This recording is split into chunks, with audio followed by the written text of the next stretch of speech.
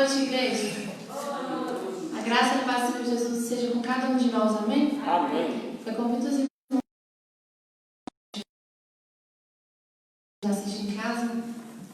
Vamos adorar o Senhor nessa noite. 1 Timóteo vai dizer: ao Rei eterno e imortal Deus, a Ele sejam dadas a honra e a glória para todos sempre. Amém. Que nós possamos exaltar esse Deus que é digno de toda glória, de toda honra. E durante essa canção os irmãos também têm a oportunidade de trazer seus dízimos e ofertas, né? Continuar contribuindo com a obra do Senhor. Lembrando desse mês que estamos em campanha de missões, mesmo que de uma forma diferente, né? Mas que nós possamos contribuir com a casa do Senhor, amém?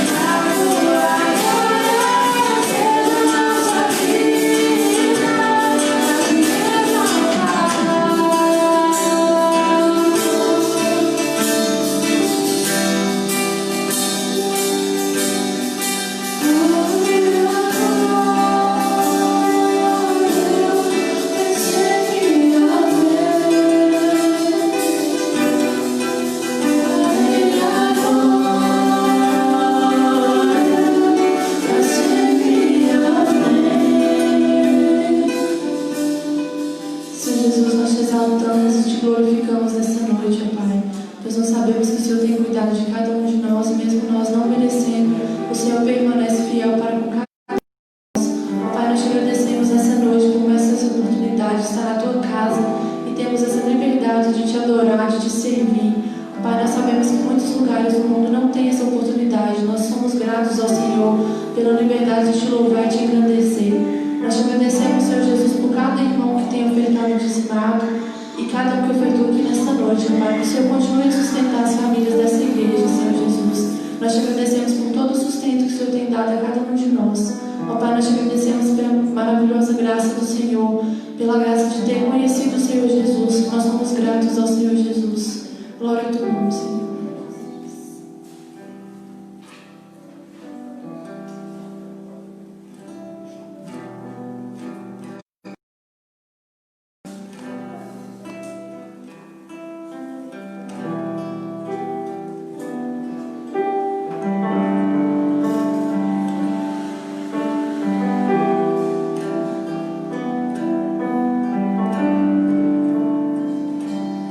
Em pedaços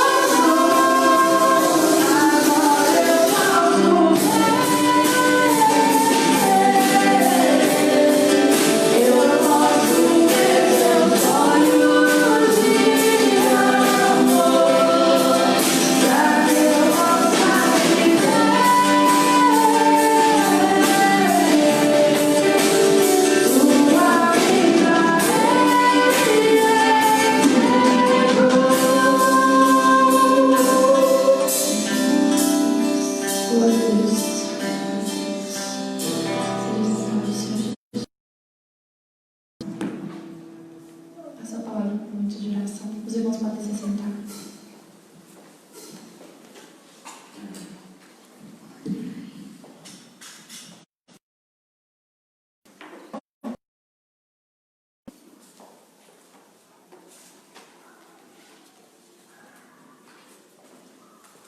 Boa noite, irmãos.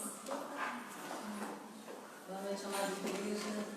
Boa noite. E a graça e a paz do nosso Senhor esteja em cada coração. Amém? Amém. Nós estaremos orando neste momento, amados, colocando diante do Senhor, os nossos pedidos de oração. Você que está na sua casa aí, junto com sua família, coloque diante do Senhor também neste momento algo que você está necessitando, o socorro do Senhor, um problema familiar ou algo que tem incomodado seu coração. A palavra do Senhor diz que a igreja do Senhor, ela concorda junto com os amados e chega diante de Deus. Amém? Os nossos pedidos. Então vamos orar neste momento. Senhor, nosso Deus, nosso Pai, Deus maravilhoso, Deus grandioso, nós te agradecemos primeiramente, ó Pai, porque se estamos aqui, ó Deus, como cantamos aqui agora, a tua graça nos alcançou, ó Deus. O Senhor se fez presente, ó Deus, essa terra, ó Deus, para nós estarmos contigo para sempre, ó Pai. Mas enquanto estamos aqui, o Senhor está conosco também todos os dias, ó Deus, e cremos nessa promessa, cremos, ó Deus, no teu cuidado, no teu Espírito Santo que nos consola, nos conforta, ó Pai. Muito obrigado, Deus. Obrigado por mais um dia, ó Deus, na tua presença, por cada família, ó Pai, ó Deus, que nesse dia, ó Pai, venceu, ó Deus, as suas lutas, com o cuidado do Senhor, ó Pai, por aquelas que estão nos seus lares, que não podem estar aqui conosco nesta noite, mas estão ali com suas famílias, também prestando culto ao Senhor, Pai. Nós te agradecemos e pedimos ao Senhor, Pai, tem misericórdia de nós, nos ajuda, ó Deus, nos nossos momentos difíceis, de dor, ó Deus, às vezes de preocupação, às vezes, ó Deus querido, algum problema, a família estiver enfermidade, ó Deus, difícil. Pai querido, nós clamamos pelo teu socorro, Pai. Eu sei que o Senhor, ó Deus, é um Deus que vê todas as coisas, som dos nossos corações, Pai, sabe das nossas necessidades, suprido, Pai, ensina mesmo a confiar, fé, ó Deus, aumenta a nossa fé a cada dia mesmo, ó Pai, pois é através dela, ó Deus, que nós conseguimos vencer, Pai, ó Deus, todos os dias, ó Deus querido. Muito obrigado, ó Deus, porque o Senhor tem olhado por nós com um olhar de misericórdia, Pai. Continue abençoando, Pai, cada família, as famílias, ó Pai, queridos, esse problema, ó Deus, da Covid-19, ó Pai, tem misericórdia, ó Deus, permita, ó Deus, que essas vidas se recuperem, que essas vidas possam ser, ó Deus, curadas e voltem para os seus lares, ó Pai. Ó Deus, repreende, ó Pai, essas mortes, ó Deus, que tem causado tanta dor, Pai, tanta tristeza, ó Deus, no nosso Brasil. Quantos estados, ó Deus, estão voltando, ó Deus querido, a momentos difíceis, ó Pai. Tem misericórdia, ó Deus, e abençoe cada estado, ó Deus, também, ó Deus, cada cidade, as nossas cidades à nossa volta. Temos visto um aumento, ó Deus, de pessoas, ó Deus, infectadas, pessoas nos hospitais, famílias, ó Deus, com seus entes queridos internados, precisando de um cuidado. Pai, nós colocamos diante do Senhor. O Senhor conhece as nossas dificuldades, o Senhor conhece, ó Deus, as nossas fragilidades. Nos abençoa, Pai, nos ajuda, Senhor. Abençoa também, ó Deus querido, ó Deus amado, fortalecendo a fé, Pai, do teu povo. A tua igreja, Pai, não pode parar. A tua igreja precisa continuar, Deus, proclamando a tua verdade, para que vidas, ó Deus, não venham somente de ser restaurada, ó Deus, no corpo, mas no espírito, ó Pai. Esse é o mais importante, ó Pai, vidas salvas, vidas que vêm entregar o coração ao Senhor, Pai. Dê ousadia, sabedoria, ó Pai, aos teus servos, ó Pai. Nos abençoe nessa campanha, nos dê, ó Deus, ânimo, ó Deus, para, ó Deus, continuar proclamando o teu evangelho. Nos dê estratégias, ó Pai, seja com os nossos familiares, com aqueles, ó Deus, que temos oportunidade de ter um contato, de ter uma presença ali, ó Deus querido. E nos ajuda, ó Deus, nos perdoa naquilo que temos sido falhos também diante do Senhor. continue a falar no nosso coração, abençoe tua palavra nesta noite, abençoe teu servo, Deus, pastor Valdir, sua família, continue abençoando essa igreja, ó Pai. Muito obrigada, Deus querido, pelo teu amor e a tua graça, no nome de Jesus. Amém. Amém, amados. Palavras para o pastor.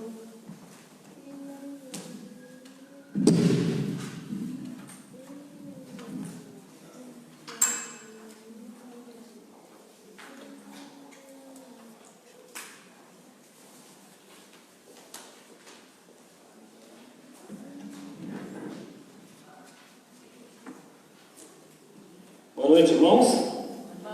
Que a graça e a paz do nosso Senhor esteja em cada coração. Só reforçando aí o aviso sobre missões, né? Nós estamos fazendo a nossa campanha Ofrenda na Família. E os vídeos missionários estão sendo postados aí nas redes sociais da igreja. E é importante que você estão fazendo para continuar levando a palavra de Deus e fazendo a obra que o Senhor chamou eles, né, mesmo em meio à pandemia. Né? Então é muito importante você acessar lá, né, através do Instagram, do Facebook, e aí aqueles que quiserem também que mande o vídeo individual, é só falar com a irmã Lídia, né? Ela manda para você aí no particular, e você pode também estar retransmitindo. Boa noite você que nos acompanha aí na sua casa, que o Senhor também possa te abençoar grande e poderosamente. Nós estamos estudando sobre as cartas, né, das igrejas da Ásia, ali em Apocalipse, no capítulo 2. Hoje é o dia de falarmos sobre Tiatira. A gente tem aprendido muito, né, com essas cartas, o que o Senhor falou para essas igrejas. A gente percebe que algumas coisas já aconteceram, outras se repetem, outras ainda irão acontecer, e serve para nós, né, como não só exemplo, mas como também, né, direção para que a gente possa seguir, porque a gente enfrenta problemas semelhantes que eles enfrentaram ali e nós também enfrentamos. Né? Nós estudamos já a igreja de Éfeso, a igreja de Esmirna e a igreja de Pérgamo. E agora nós vamos para a igreja de Tiatira, que aí está em Apocalipse no capítulo 2, dos versos 18 até o verso 29. Vamos tentar e a mensagem que o Senhor traz a essa igreja, nós vamos tentar conseguir, né, fazer tudo hoje. Senão, a gente não tem pressa para isso também, né? A gente pode continuar na quarta-feira que vem. Obrigado, irmão. O importante é que a gente saia daqui um pouco mais, né, conhecedores da vontade de Deus. Eu gosto sempre de dizer, né, esse conhecedor é de compromisso, né? Saia compromissado. Então, não é conhecer apenas de informação, mas de colocar a nossa vida sob a proteção do Senhor e ser guiado por Ele. Vamos ler o texto, depois nós oramos, né? Apocalipse 2, dos versos 18 até o 29. Acharam, amém? Diz assim: ao anjo da igreja em Tiatira, escreva: estas são as palavras do Filho de Deus, cujos olhos são como chama de fogo e os pés como bronze reluzente.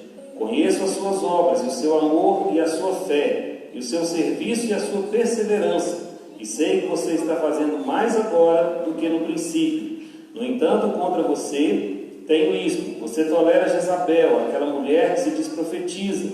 Com seus ensinos ela induz os meus servos à imoralidade sexual e a comerem alimentos sacrificados aos ídolos. Dei-lhe tempo para que se arrependesse da sua imoralidade sexual, mas ela não quer se arrepender.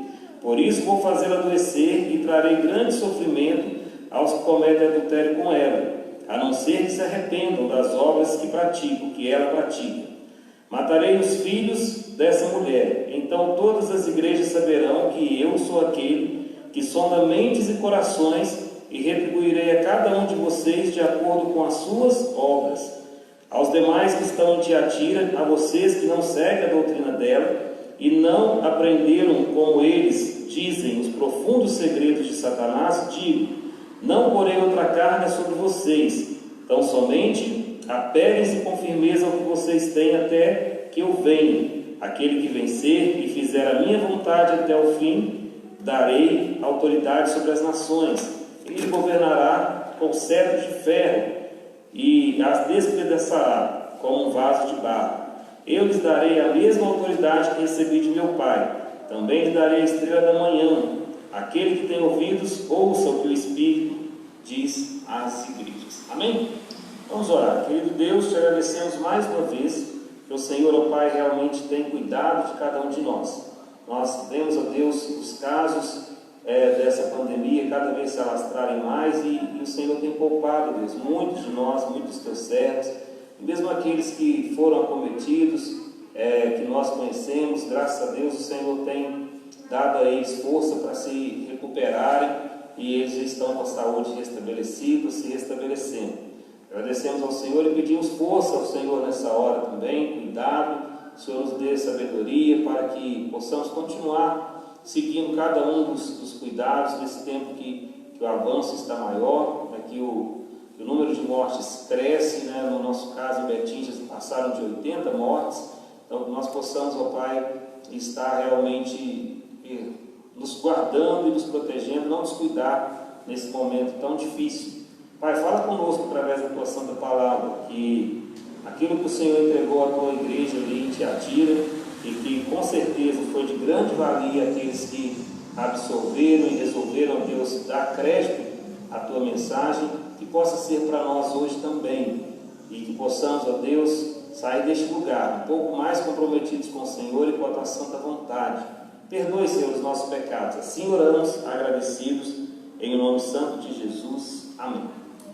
Então, a carta da igreja de Tiatira. É visível, né, que a carta às 7 igrejas, elas foram escritas num período em que Satanás estava muito presente e ativo ali na Ásia, tentando impedir o avanço da igreja de qualquer maneira. E isso não é diferente hoje, né? O inimigo tenta das mais diversas formas também impedir o avanço da igreja, né? Ou de confundir aqueles que se entregam ao Senhor Jesus, para que eles não sigam, né, o Senhor da forma correta.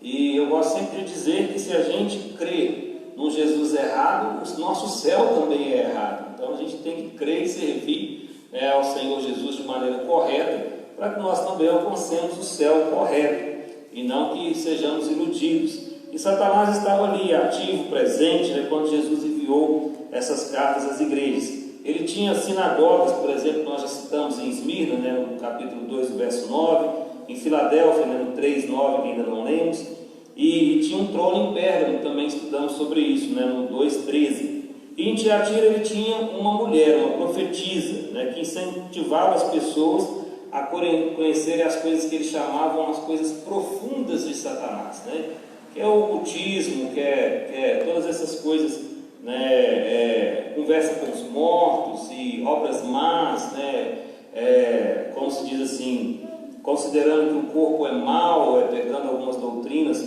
e de que quanto mais você fizer coisas ruins com o corpo, mais chance você tem de libertar a sua alma desse corpo que é mau. Então, doutrinas, né, ocultas que hoje também são tão comuns, né, nos nossos dias. A gente vê as pessoas interessadas por essas coisas ocultas, satânicas, né, essas coisas que são macabras, né, não é diferente nos nossos dias de hoje. E aí ele levantou uma mulher assim para incentivar as pessoas a conhecerem essas coisas e também, né, todo tipo de imoralidade sexual. Para servir a Deus num ambiente cheio de influência do diabo, os discípulos de Cristo teriam que lutar e confiar em Deus, e confiante na recompensa para aqueles que são, né, os chamados os vencedores. Também não é diferente nos nossos dias, né? Nós somos tentados em todos os do mundo, né, a achar que estamos vivendo sobre uma utopia ou sobre dogmas passados, sobre coisas que são sem valor, e as pessoas pensam que nós somos alienados por estarem querendo viver uma vida pura, santa, uma vida que ama ao próximo, uma vida que não pensa em si próprio, uma vida que busca glorificar a Deus, né? As pessoas muitas vezes se declaram servo de Deus, as pessoas ainda zoam dizendo assim: não acredito que você ainda segue esse tipo de coisa, né?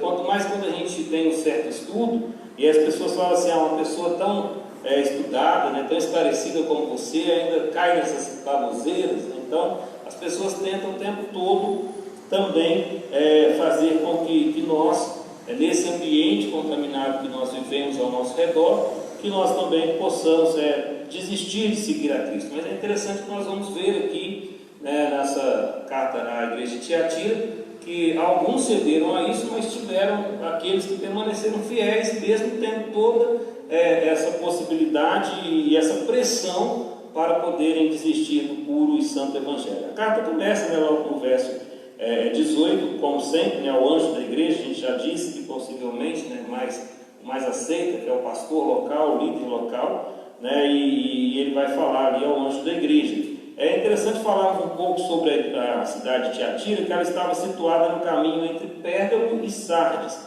Atualmente é um lugar que chama, esses nomes são difíceis, Akhisar, que significa Castelo Branco, ali na Turquia.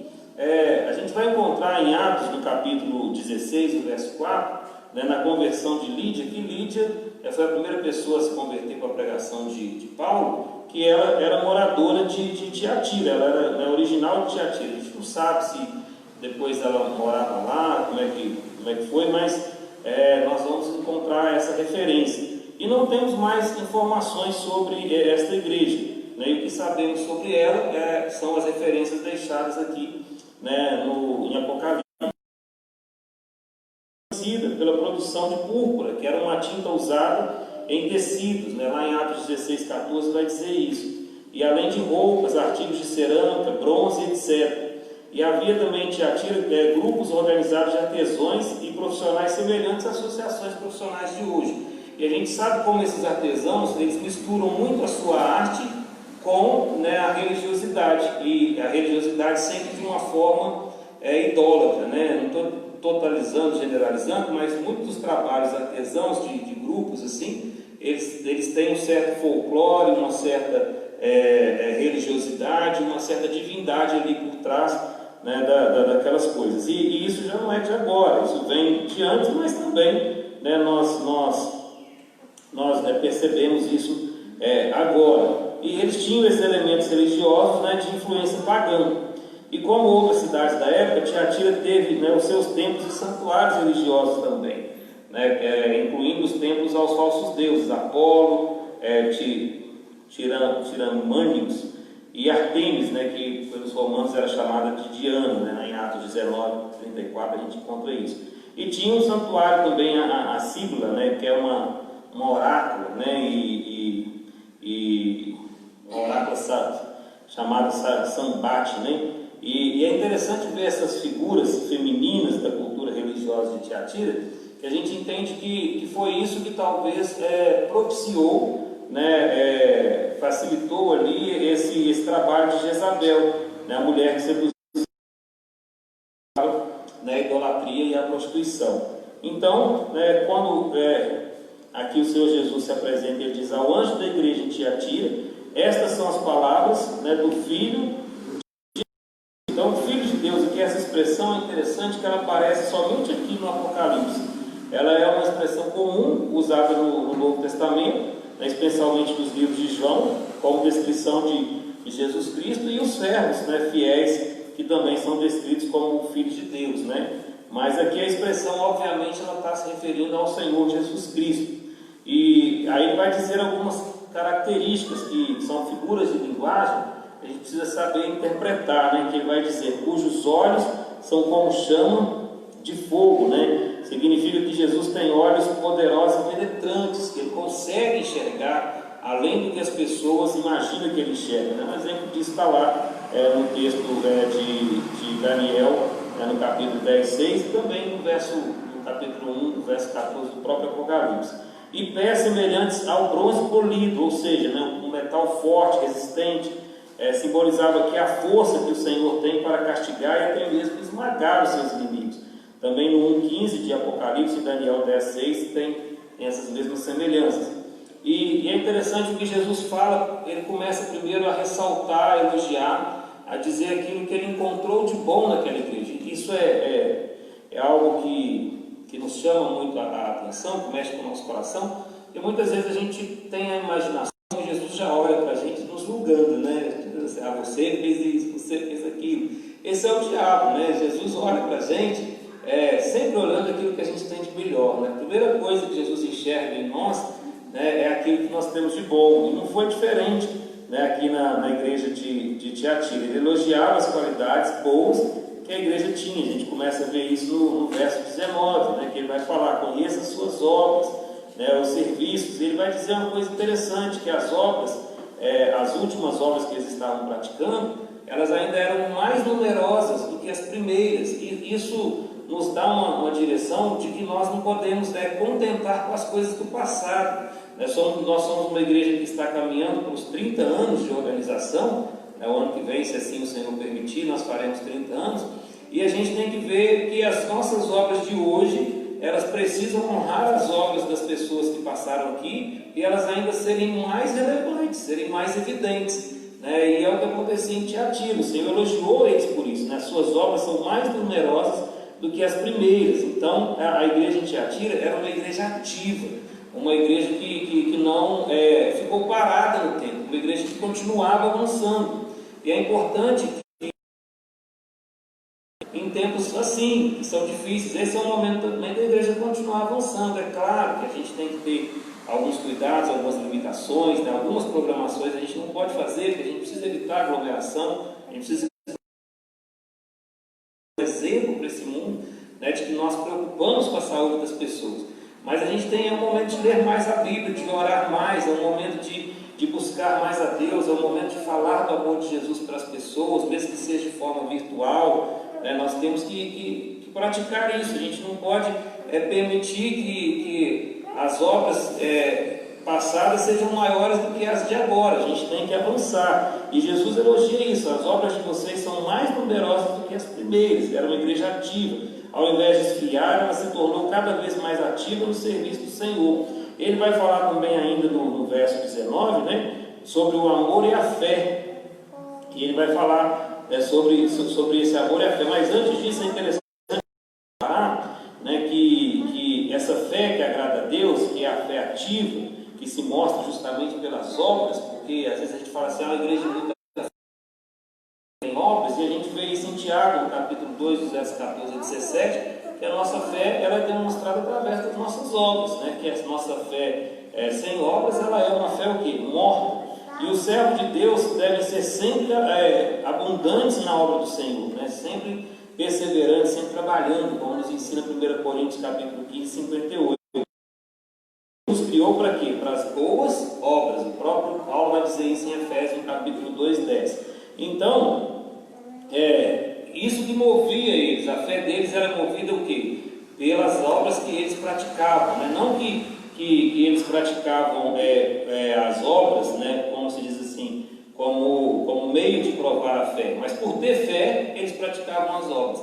Era uma evidência de que a vontade de continuar servindo ao Senhor, essa vontade de continuar demonstrando amor ao próximo, né, e essa prontidão para o serviço. E aí, quando ele fala desse amor, né, que ele vai elogiar aqui, né, as obras, depois no verso 19 ele vai falar do amor, e o amor a gente sabe que é o princípio fundamental da vida do cristão, né? Era o amor que Jesus disse que faltava lá em Éfeso, no capítulo 2, do verso 4, mas que Jesus viu esta qualidade, né, em Tiatira, mesmo com toda a situação que eles estavam vivendo. E quando ele fala da fé, né, que junto com as obras, os discípulos em Tiatira, eles mostraram a sua fé. As pessoas podem ser identificadas conforme a fé, né? Há crentes e há incrédulos, e não pode existir comunhão entre os dois. Ou você é crente ou você não é. 2 Coríntios capítulo 6, verso 14 e 15, deixa isso muito claro para a gente. E Jesus vai elogiar outra coisa também, vai falar sobre a perseverança deles, né?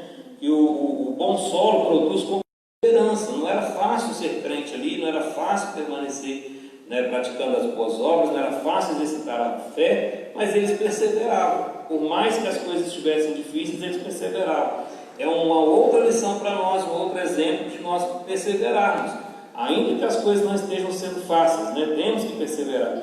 É uma qualidade frequentemente incluída nas características daqueles que se definem como servos de Deus, aqueles que perseveram. A gente vai ver isso em vários textos da Bíblia: Lucas 8, 15, Colossenses 1, 11, 2 Timóteo 3, 10, 2 Pedro 1, 6 e vários outros. E até mesmo que momentos de tribulação eles são propícios para produzir em nós essa perseverança, como lá em Romanos 5, né, de 3 a 4, e Tiago 1, de 3 a 4, também 12, né, o versículo 12. Então, o motivo de nós estarmos passando por tempos difíceis, ele é um combustível a mais para que nós sejamos perseverantes.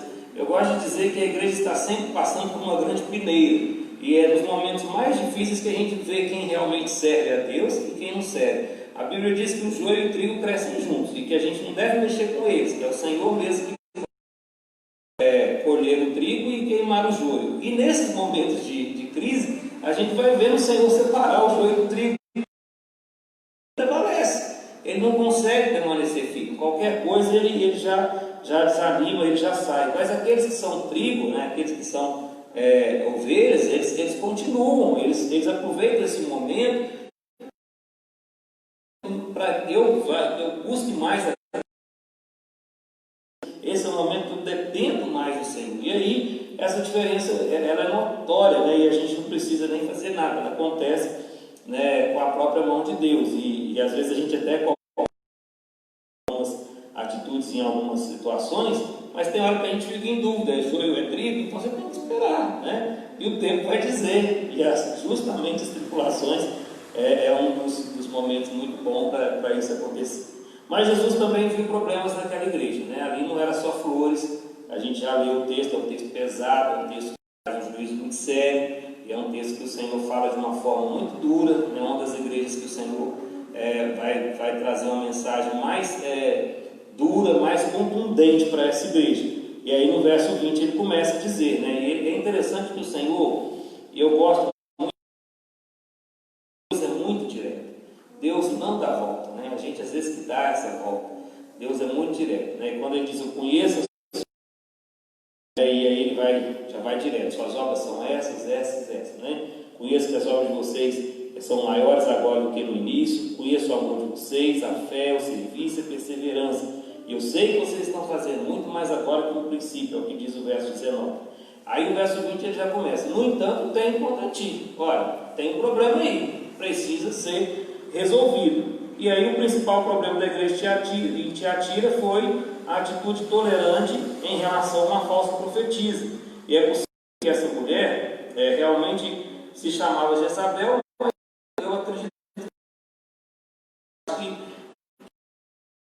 que vocês toleram Jezabel, era justamente, né, uma provável, Jesus tinha usado esse nome para poder mostrar a maldade que a Jezabel de Acabe, né, fez ali, né, com o povo de Deus, matando os profetas, levando ídolos, né, no século 9 a.C. Mas talvez o nome dela até fosse Jezabel, porque eu imagino que se fosse já de cara Jezabel, o povo já ia saber que ela não prestava, né? E quando o Senhor já chama ela de Jezabel, vocês toleram a Jezabel, aí o pessoal ia ter uma facilidade de remeter, né, que aquilo que aquela mulher estava fazendo era o que tinha acontecido, né, de uma forma muito terrível, né, na época lá do profeta Elias. Mas isso não tem importância, se o nome dela era ou não era, as obras eram a mesma, né? E esse nome, por representar toda essa maldade dessa mulher, talvez fosse por isso que foi usado. Mas ela tinha uma influência terrível em Israel, né, quando houve a idolatria, né, a primeira Jezabel. E agora essa segunda Jezabel, a mesma coisa, né? Agiu de maneira semelhante, seduzindo os cristãos a práticas de idolatria e de prostituição. Pode ser de imoralidade sexual de forma literal, ou até mesmo de impureza, também a participar dos banquetes, das comidas que eram oferecidas a ídolos, né, como se valorizasse aquilo que é feito não para o Senhor. A Bíblia deixa claro que o que contamina o homem não é o que entra, mas o que sai. Mas é uma afronta ao Senhor quando a gente sabe que uma coisa está sendo oferecida a um Deus que não existe e vai participar daquilo como se fosse algo normal, né? E ela incentivou os servos de Deus a fazerem isso, né? E isso para quê? Para tentar fazer com que eles tivessem, né, uma comunhão com as coisas do mal, com as coisas de Satanás, e não com as coisas de Deus. Então o problema da igreja foi essa tolerância dessa falsa profetisa. E o povo de Deus ele deve ter esse cuidado, ele deve repreender e rejeitar os falsos mestres. Uns tinham tinham permanecido fiéis, mas eles também ficavam na deles, né? É diferente do que eu disse aqui de joio e trigo, que é quando você está na dúvida. Ali estava claro que era uma mulher, né, que estava corrompendo, né, realmente o Evangelho de Cristo, ensinando coisas completamente contrárias à vontade de Deus e que deveria ter sido repreendido, né, por aqueles que são fiéis. Por isso o Senhor vai dizer: olha, tenho contra vocês. Aqui vocês poderiam ter agido, vocês não poderiam ter deixado essas coisas desse jeito, né? E o Senhor fala sobre essa repreensão a falsos mestres também no Novo Testamento, né? Em vários textos, como Efésios 5:11, Romanos 16, 17, 18, Gálatas 1, de 6 a 9, Tito e vários outros textos. Então, é uma responsabilidade da igreja de combater os falsos ensinos, os falsos mestres, de não tolerar, de olha, isso não é evangelho, isso não faz parte daquilo que o Senhor deixou para nós, isso nós não aceitamos aqui na igreja, porque essa igreja serve ao Senhor. A gente tem que se manter firme nisso. O problema é que às vezes a gente confunde, né, a questão de mostrar amor. A gente falou isso na igreja passada, né, na carta passada, e ficar medindo isso, essa questão de comunhão com as pessoas, mas ser maior que a comunhão com Deus. A gente tem que ter comunhão com as pessoas que estão buscando, estão tendo também comunhão com Deus. A gente não pode abrir mão dos princípios sagrados e divinos em nome de, mas é porque vai que um dia a pessoa muda, vai que um dia ela conserta. Ela pode estar presente no nosso meio, esse é um ambiente de cura, de hospital, mas é como a gente pensa no hospital. A pessoa que está doente, ele não pode se medicar, é quem está saudável que vai medicar ele, né? Então, quando a pessoa também está com ensinamentos errados e a gente dá oportunidade para que essa pessoa ensine, para que essa pessoa fale, para que essa pessoa tenha a palavra, ela não está sendo tratada. Pelo contrário, ela está contaminando outras pessoas sadias a ficarem doentes. Então, receber essa pessoa sim, mas tratar dela e ensiná-la, né, de acordo com o que a palavra de Deus nos ensina. E aí então, a igreja em Tiatira, possivelmente enfatizando esse amor, né, ao ponto de esquecer a pureza da doutrina, tolerava essa falsa mestra. E esse é um risco que nós corremos nos dias de hoje, e isso é uma coisa evidente em algumas igrejas, né? A gente, no meu caso que sou pastor, às vezes a gente vê algumas pessoas dizerem isso: a igreja agora está aceitando tudo, né? A igreja agora pode tudo, essa igreja fala de tudo menos de Jesus, né? Menos do pecado, menos do inferno, por causa dessa questão de estar enfatizando esse amor ao próximo, mas assim, não esse amor que quer ver o bem do próximo, que quer só o próximo estar próximo dele. E aí não adianta, porque ele vai estar próximo aqui, mas se ele não tiver a vida transformada, ele vai para o inferno, né? Não vai ter jeito. Então precisa resolver isso. Então nós devemos sempre lembrar que a sabedoria de Deus é mais importante do que a paz com os homens. A Bíblia diz, tem que seguir a paz com todos, mas ela diz e o quê? E a santificação, porque sem a qual ninguém verá o Senhor. Então a santificação não pode ser deixada de lado em nome da paz, né? Aqueles que quiserem servir o Senhor estarão em paz, aqueles que não tiverem, nós não estaremos em guerra com eles, mas nós não vamos permitir que eles tirem a paz, né, da comunidade também. Então é muito importante nós sabermos isso. E é interessante aqui a longanimidade do Senhor, né, que diz assim: olha, dê-lhe tempo para que se arrependesse, está no verso 21. Mostra que como o Senhor é longânimo, como o Senhor é paciente, né? Romanos 2,4 vai dizer isso. Ele deu tempo suficiente para essa mulher se arrepender, mas o próprio texto sagrado diz que ela não quis. E é assim que o Senhor age com cada um de nós. Às vezes a gente está caminhando um caminho, né, que não agrada muito ao Senhor, e a gente às vezes é iludido pelo diabo, pensando assim: está tudo bem, Deus não está fazendo nada comigo, né? As coisas continuam normal, as coisas estão caminhando. Mas é por causa da longanimidade do Senhor, porque o Senhor é paciente, porque Ele nos dá tempo para nos arrepender. Não quer dizer que Ele não vai chegar um momento de nos corrigir, que as consequências vão vir, né? E às vezes a gente confunde isso, porque a gente começa a caminhar no caminho errado e pensa assim: não está acontecendo nada comigo, pelo contrário, as coisas estão melhorando, então está tudo bem, eu vou continuar aqui. Só que o dia da queda, né? E aqui vai dizer como é que é essa queda. E ela não é fácil, né? Que aí o Senhor vai dizer na versão, né? Mas o verso 22 diz assim, que Ele ia colocar ela na cama, né? Ia prostrar ela na cama. Não é a cama que ela estava acostumada da prostituição, que ela se deitava, né? aquela cama de livre e espontânea vontade, mas era da cama da doença, do sofrimento. Jesus ia fazer com que essa mulher e seus cúmplices se deitassem na cama de quê? Da tribulação, que ela fosse realmente assim, que ela sofresse a consequência dos seus atos. É semelhante ao que está lá em Mateus 8,14 e 9,2. E o verso 23 vai além, que se matariam os seus filhos. Isso aqui também precisa ser entendido, porque como a gente viu no início, falando aquele que é o Filho de Deus, falando de Jesus, e é toda a semelhança de João falando que são filhos de Deus, a gente tem também, né, essa expressão filho, sendo frequentemente referindo às pessoas que seguem o mesmo ensinamento, o mesmo exemplo. Não quer dizer que eram apenas aqueles filhos dela, a gente nem sabe se ela chegou a ter filhos naturais, mas são que estavam seguindo, né, os seus exemplos. Então também ia acontecer, né, os textos, como a gente vê a Bíblia sempre citando isso, como fala, os descendentes de Abraão são aqueles que praticam as mesmas obras, né? João vai falar isso em João 8,39, que os filhos do diabo são aqueles que imitam as obras dele, em João 8,44, e dessa mesma maneira é provável que os filhos de Jezabel sejam aqueles que seguiam os seus ensinamentos e praticavam as obras delas. E aqui, né, a advertência é muito direta, muito clara, que se eles não se arrependessem, eles iam pagar o quê? A própria vida. Eu vejo isso de uma forma tão interessante, porque às vezes as pessoas confundem o tempo da graça. As pessoas falam assim, Deus só matava as pessoas no tempo da lei, né? Hoje é o tempo da graça, acabou tudo isso. Isso aqui é o Novo Testamento, gente, é o último livro da Bíblia. É o Senhor dizendo as consequências, né? Então não é temporário. É o Senhor dizendo, olha, tem pecado que você vai pagar com a própria vida. Se não se arrepender, vai morrer por causa desse pecado. Então a gente precisa ter esse cuidado, não é pensar, agora não acontece mais isso, né? Então matarei os seus filhos se eles não se arrependerem. E é interessante que o que o Senhor vai falar no verso 23, a gente já está caminhando para o fim, né? Deixa eu tomar um pouquinho de água. E diz que todas as igrejas iam conhecer, né, o que aconteceu ali. Então o castigo divino, ele não tem apenas um propósito, né?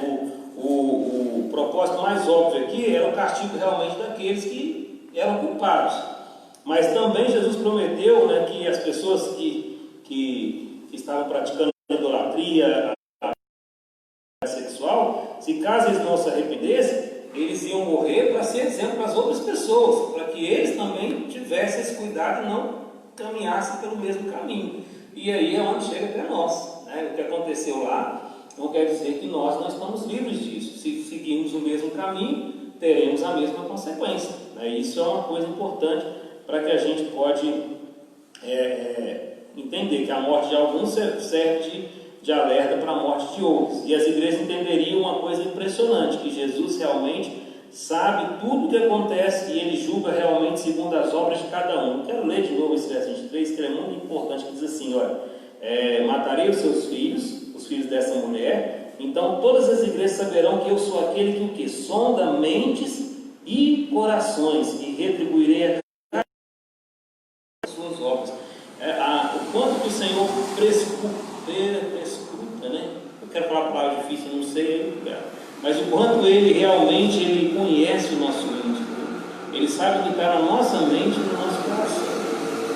A gente pode enganar qualquer pessoa, até nós mesmos, mas jamais a gente vai enganar o Senhor Jesus.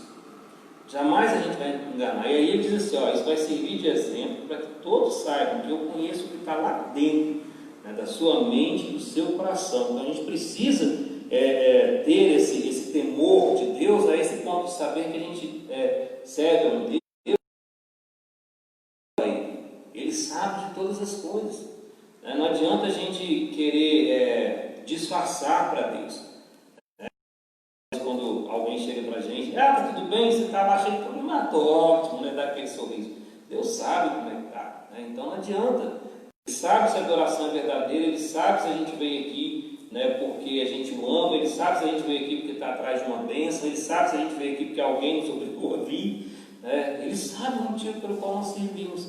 Então deixa claro isso aqui, que ele conhece, né, cada um, e que ele vai o quê? Retribuir cada um de nós segundo o quê? As nossas obras. Olha a importância aí das obras, né? Então observamos aqui a importância da disciplina divina para deter o pecado dos outros, né? E a gente vê Deus agindo disso tanto no Novo como no Antigo Testamento, no caso de Acã, lá em Josué 7, né? De Ananias e Safira, já no Novo Testamento, em Atos 5, né? E a correção pública de pecadores, né? Lá em 1 Timóteo 5:20. Então nós não devemos aprender as lições dos pecados, nós devemos aprender as lições dos pecados passados e considerar as consequências dessa desobediência e não seguir esse caminho. É isso que o Senhor estava dizendo para a igreja de Tiatira. E na última parte, Jesus vai oferecer, na última parte da carta, né, um encorajamento aos cristãos que permaneciam fiéis. Né? Então é interessante como é que Jesus trata. Ele olha primeiro o que tem de bom na igreja, elogia o que tem de bom, fala o que precisa ser consertado, e no final ele termina a carta com encorajamento. Olha, não é para vocês desanimarem, nem ficarem com medo de morrer, é para vocês seguirem, né? E aí, a partir do verso 24, ele vai dizer isso, o encorajamento aos demais, né? Ele já falou sobre os filhos de Jezabel, agora ele encoraja os outros, os discípulos fiéis que não aceitam a doutrina dela e não participam do conhecimento das coisas profundas de Satanás, né? Que tem pessoas que não buscam as coisas profundas de Deus, mas querem de Satanás. A gente já falou isso, né? E aí ele vai dizer, né, que outra carga não jogarei, ou seja, eles já estavam sofrendo demais. Manter a pureza ali no meio daquela influência negativa em Tiatira e sob a pressão dos falsos ensinamentos, né, como o daquela mulher, Jezabel, seria difícil. Jesus então não vai exigir mais deles do que isso. Ele não permite que nós sejamos tentados ou provados além das nossas forças. A gente vê isso lá em 1 Coríntios 10:13. E aí, ele então encoraja: fiquem tranquilos, que vocês já sofreram, é isso mesmo, vocês não vão sofrer outra coisa, mas eu quero que vocês permaneçam fiéis e corrijam essas coisas. No verso 26 ele diz: aquele que é o vencedor, né, que guarda as obras de Cristo até o fim. Ele vai destacar aqui essa necessidade de novo de perseverança, mesmo enfrentando tribulações, e vai dizer, né, os benefícios daqueles que perseveram, que é justamente isso: a autoridade sobre as nações, verso 20, que os cristãos perseguidos foram vítimas da maldade dos homens poderosos deste mundo, e até mesmo o poder do governo, mas que eles vão dominar sobre as nações com o poder, né, do ungido de Deus, né? E é uma linguagem semelhante aí que está escrita lá em Salmo, no capítulo 2, os versos 8 e 9. E também diz que Jesus daria aos fiéis o privilégio de participarem desse vitorioso reino messiânico, né? E no dia do grande juízo, quando as pessoas serão condenadas pelas suas obras, e aqueles que se renderam a Jesus e perseveraram, esses não vão ser condenados, eles vão estar na direita de Deus, né? Então esses vão estar ali, né, sendo recebidos pelo Senhor como filho amado. Que ele vai dar o que? A estrela da manhã. A estrela da manhã é o próprio Senhor Jesus, né? Nós vemos isso no próprio Apocalipse 22:6 e também 2 Pedro 1:19. Qual a maior recompensa para alguém, né, do que chegar, né, ao eterno e último dia, aliás, ao chegar ao ambiente eterno, no último dia aqui da terra, né, na presença do Senhor Jesus, né, iluminado para sempre pela luz do Senhor Jesus? Não tem recompensa maior do que estar com Jesus, né? Aonde o Senhor estiver, é céu para mim, né? Tem um hino antigo que diz isso, né? Que qualquer lugar que Jesus estiver, para nós não importa o céu, porque aonde estiver Jesus é céu para nós. E aí, mais uma vez, vai dizer: quem tem ouvidos ouça, né? Como ele sempre traz essa necessidade de dar atenção, de dar ouvidos, de compreender a palavra, como nas outras cartas. Ele encerra com um apelo, né, aos ouvintes para que deem atenção. Nós concluímos então que Jesus vê tudo e faz uma distinção absoluta entre os servos que são dele e os servos de Satanás. E para o quê? Para que os que insistem em servir o diabo, ele promete o quê? Sofrimento, tribulação e morte. E para os seus discípulos, ele promete o dia da sua presença e o privilégio de reinar com ele, né, sobre todos os inimigos e reinar para sempre.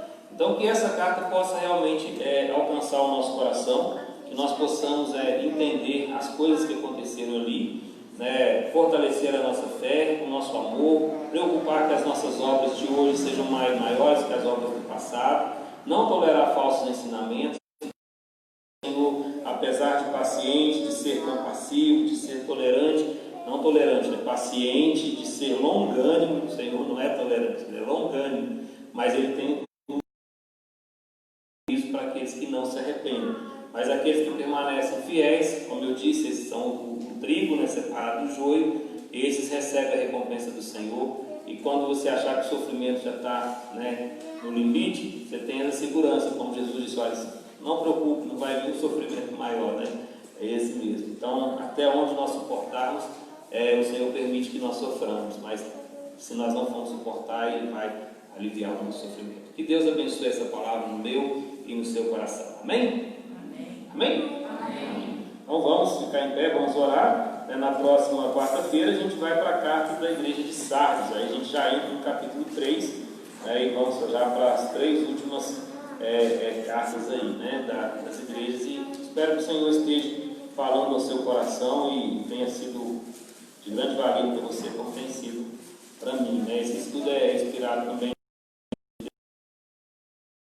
um escritor evangélico e um teólogo, e ele compreendeu muito bem, de uma forma resumida, e a gente baseou nele para trazer para vocês aqui e ficar